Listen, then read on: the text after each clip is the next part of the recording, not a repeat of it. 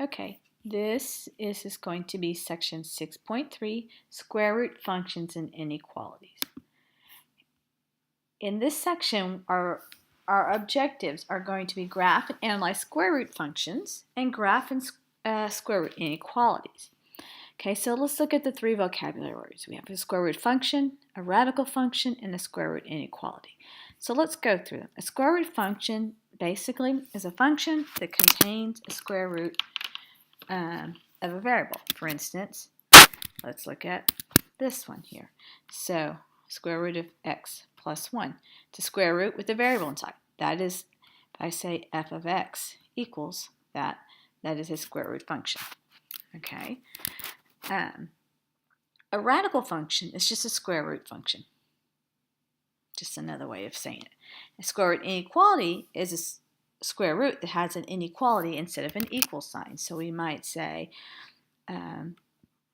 square root of x plus 1, y is greater than that. Or we can call it f of x is greater than the square root of x plus 1. All right, so let's dig into our lesson, into our section 6.3 in our book. So we've gone over the definition in our function. So we said a square root function is just a type of radical function. So let's look at our key concept blocks. So the parent function is f of x. We talked about parent functions before. It goes to the origin. So a square root function graph has an endpoint and then curves up like a half of a sideways parabola. The domain is going to be x greater than or equal to 0. The range is going to be y greater than or equal to 0. The x and y intercepts are at the origin, 0, 0. What does it mean by not defined? Well, the function goes from here this way. So it's not defined when x is less than 0, because 0 is inclusive, so it's just less than 0. So the end behavior, so here as x approaches 0, not negative infinity, 0, f of x approaches 0. And as x approaches positive infinity going this direction, f of x approaches positive infinity. So the domain is limited to the values for which the function is defined. So the domain is only where the square root function is defined. So wherever I have this graph, if my graph is right here and it does this, well, it's only defined from this point, this direction, and from here, right, going up. So we always define it by the x values of the domain. So let's look at this one. It says identify the domain and range of f of x of square root of x plus 4. So if I have square root of x plus 4, and I say f of x, all right, so I take the radicand, and I said, when is this defined? It's defined, or the domain is when the radicand is greater than or equal to 0. Now I just simply solve for x, and I get x is greater than or equal to negative 4. So that's going to be my domain. 1, 2, 3, 4. All right, so my domain is going to be x such that x is greater than or equal to negative 4. And to find the lower part, or the range, I simply put negative 4 in here. So negative 4 in here gives me square root of 0, so 0 equals 0. So my range is y, such that y is greater than or equal to 0. Now, they call it f of x. That's just a fancy word for saying y. So we can use those terms instead of y. All right? So that's all you're doing. You're identifying the domain and range. So you're going to set the radicand greater than or equal to 0, solve for x. That is your domain. That is where it's defined. Then you take that value and you put it in to find what y is, and that gives you the range. Okay, so let's go to the next section. So we're going to talk about transformations. Just like we did transformations for quadratics, we did them for cubic, we did for absolute value, we can do the same thing. So we have f of x equals a times x minus h plus k. So H tells us horizontal translation. That means a slide, left or right. K tells us vertical translation. That's a slide up or down. And A tells us orientation or shape. Another name for this would be, is there a dilation or a reflection? So if A, you take A, if it's less than 0, meaning it's negative, it has a reflection across the x-axis, vertical reflection. If the absolute value of A is greater than 1, then the graph is vertically stretched. And if the absolute value of A is between 0 and 1, then the graph is vertically compressed. So let's look at this function. Y equals x minus 2 plus 5. So the first thing we want to do is we want to identify x plus 2 minus 5 is f of x, or y. Okay? So we said A, oh, this is a minus. I got these signs backwards, minus and plus. So H, since this is a minus, is going to equal to 2. K is going to equal to 5. That means we had our parent function. Remember, it starts at the vertex, just like all other ones, and it's going to shift to the right 2 units. So we're going to go 1, 2. It's going to shift up 5, 1, 2, 3, 4, 5. There was no reflection or dilation, so my graph simply does this. Okay, so HK is 2, 5. That's this, we don't call it a vertex, it's the endpoint of a radical. And then we can make a graph 2 through 8, plug it in here to get the y values and graph it. And we can see that it just moves to the right and up. It does not stretch or reflect. So the domain is right here, so it's x such that x is greater than or equal to 2, and the range is y greater than or equal to 5. Now let's look at B. So it's negative 2 square root of x plus 3 minus 1.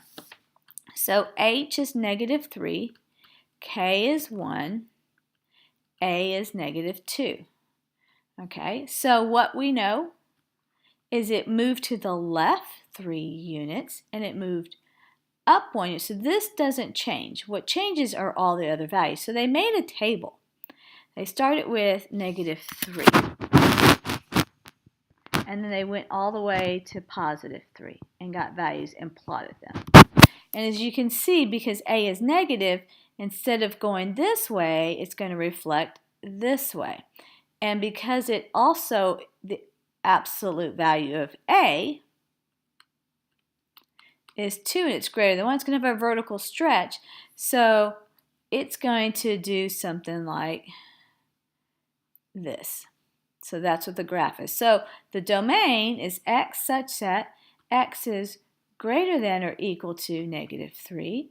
And the range is y less than or equal to negative 1. Because you see, this is, or positive 1. Sorry, this is, oops.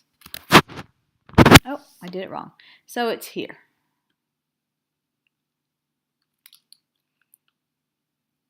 Negative 1. I plotted positive 1.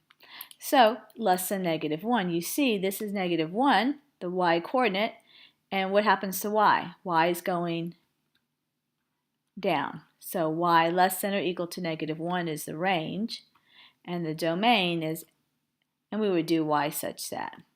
Okay? So it's not any different than what we've already been doing, except for now we're just doing the square root. We're doing the same transformations. Now let's look at this real world problem. Here they're giving us the actual domain, what they want us to graph. So this goes back to the beginning of the real world problem. So they say the pitch or frequency measured in hertz of a certain string can be modeled by this equation, F of capital T equals this formula, where T is tension in kilograms. Graph the function for tension in kilograms for T such that T is greater than or equal to 0 and less than or equal to 10. So we're going to make a table of 0 through 10 because that's what our domain they want us to be. We're going to plug it into the formula and use our calculator and get the y values right here, y of t or f of t, however you want to look at it. And then they're going to plot them. And that's all you do. Okay, it's really simple. Here, it says how much tension is needed for a pitch over 200 hertz. So if you look at 200, where does it hit? At about 4.5 kilograms of tension is needed to have a pitch over 200 hertz. There's my Y. That's what I want it to be, over 200. All right? It's just plugging in using the formula. All right, let's look at the square root inequality, example 4. So they want us to graph this. So we first start with our inequality. So we have y less than the square root of x minus 4 minus 6. So we're going to first graph it, and we know that h is 4 and k is 6, negative 6. So it goes to the right 1, 2, 3, 4. It's going to go down 1, 2, 3, 4, 5, 6, because that's what k and h tell us. There is no reflection and there is no stretch.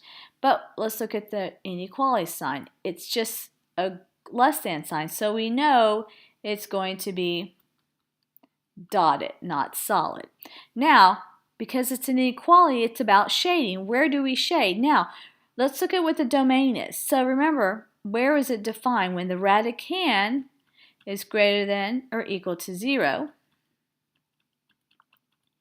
So the domain is x is greater than or equal to 4. So right here is x equal 4, correct? So it's got to be to the right. So we can't go shade anything to the left. Everything's going to be to the right. And then it says y is less than. Well, I'm going to assume that the shading is going to be right here. Okay? But I need to check that, just like I would with a quadratic or anything, or an absolute value. So I'm going to pick this value, 5, comma, negative 6. So I'm going to pick 5, comma, negative 6, because that's right here. That's in my shaded area. I'm going to put that in here. So I'm going to do negative 6 is less than the square root of 5 minus 4 minus 6. So I get 1 minus 6, and I get negative 6 is less than negative 5. Is that a true or false statement? It is a true statement, so this is where I shade. Okay, I could have picked the origin, which would have included all this area outside of here. And if I put that in here, 0 is less than negative 6. Is that a true or false statement? That is false, because 0 is greater than negative 6. So I knew the shading wouldn't be here, but it's going to be over here. You always have to keep the domain in mind. You cannot shade, I'm going to solid this line so you know, you cannot shade to the left of this line. All right, so that is all there is to square root inequalities. It's not any different than a square root quadratic. So do your problems, and we will see you in class.